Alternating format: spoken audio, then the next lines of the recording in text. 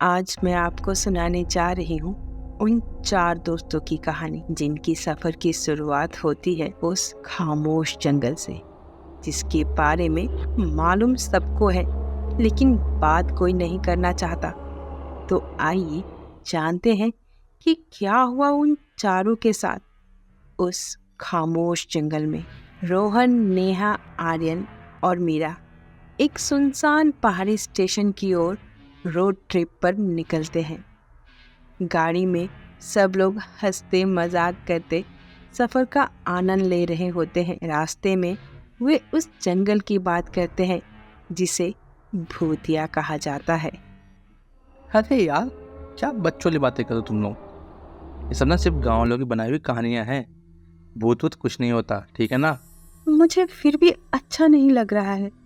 कुछ अजीब, डरावना, बहुत अजीब महसूस हो रहा है। डरो मत नेहा, हम सब साथ हैं, कुछ नहीं होगा। सब इसे हंसी में उड़ा देते हैं, लेकिन नेहा थोड़ा अजीब महसूस करती है।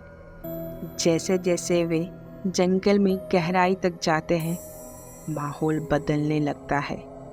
सड़कें सुनसान हो जाती हैं, पेड़ घने दिखने लगते हैं और हवा ठंडी हो जाती है।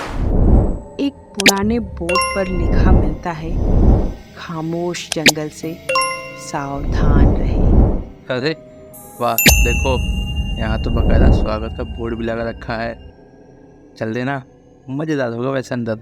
शायद हमें आगे नहीं जाना चाहिए, ये जगह सही नहीं लग रही। रोहन बोर्ड की परवाह किए बिना गाड़ी जंगल की ओर ले जाता है। वे गाड़ी पार्क करके जंगल के अंदर जाते हैं। जितना गहराई में जाते हैं, वातावरण उतना ही खामोश हो जाता है। मीरा को लगता है कि कोई उन्हें देख रहा है। अचानक उनके पीछे कदमों की आहट होती है, लेकिन जब वे मुड़ते हैं तो कोई नहीं होता। तुमने सुना? पीछे कोई था। अरे कुछ नहीं है, बस तुम्हारा वहम है। लेकिन नेहा की चिंता बढ़ने लगती है। घंटों चलने के बाद वे एक पुरानी जर्जर झोपड़ी पर पहुंचते हैं। आर्यन अंदर जाने की सलाह देता है। इसे देखना चाहिए, शायद अंदर कोई दिलचस्प मिल जाए। मुझे लगता है हमें यहाँ से लौट जाना चाहिए। झोपड़ी के अंदर दीवारों पर अजीब निशान बने होते हैं और एक पुरानी डायरी पड़ी होती है। डायरी में लिखा होता है कि जो लोग इस जंगल में आए वो कभी वापस नहीं लौटे। अचानक मीरा देखती है कि आर्यन वहाँ नहीं है। आर्यन कहाँ है? वो अभी यही था। देखा जन, मजाक मत कर, बाहर आ जा तू, बहुत मजाक हो गया। सब घबराकर आर्यन को ढूंढने लगते हैं, लेकिन वहाँ कहीं नहीं मिलता। नेहा अब पूरी तरह से डरी हुई थी। मेरी बात मानो, हमें यहाँ से तुरंत निकलना चाहिए, कुछ सही नहीं हो रहा। वो आर्यन की आवाज़ सुनते हैं जो कि जंगल के गहरे हिस्से से आ रही होती है। रोहन, रोहन मेरे भाई इधर आओ, मुझे मदद चाहिए रोहन। रोहन बिना सोचे समझे आवाज की ओर दौड़ पड़ता है, लेकिन नेहा उसे रोक लेती है। रुको, ये आर्यन की आवाज नहीं लग रही है। अब आवाज कुछ ज्यादा ही अजीब और डरावनी लगने लगती है। वो सब डर कर उल्टी दिशा की ओर भागने लगते हैं। आखिरकार वे अपनी गाड़ी तक पहुंचते हैं, लेकिन वहां आर्यन पहले से खड़ा है। उसकी पीठ उनकी ओर होती है। आर्यन, क्या तुम ठीक हो?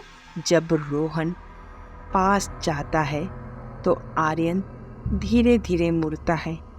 उसका चेहरा बहुत ही भयानक और डरावना होता है।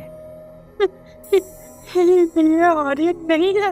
तभी वो उन पर हमला करता है, जो कि वो आर्यन नहीं, उसका छलावा होता है।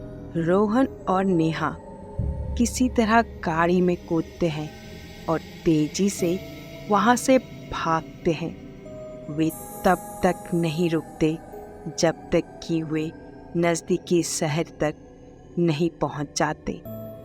डरे सहमे वे पुलिस को आर्यन और मीरा के लापता होने की सूचना देते हैं। इस जंगल में पिछले कई सालों से लोग गायब होते जा रहे हैं। हम भी कुछ नहीं कर पाए। कई महीनों बाद रोहन को देर रात एक अनजान कॉल आता है। दूसरी ओर से आर्यन की आवाज आती है। रुको।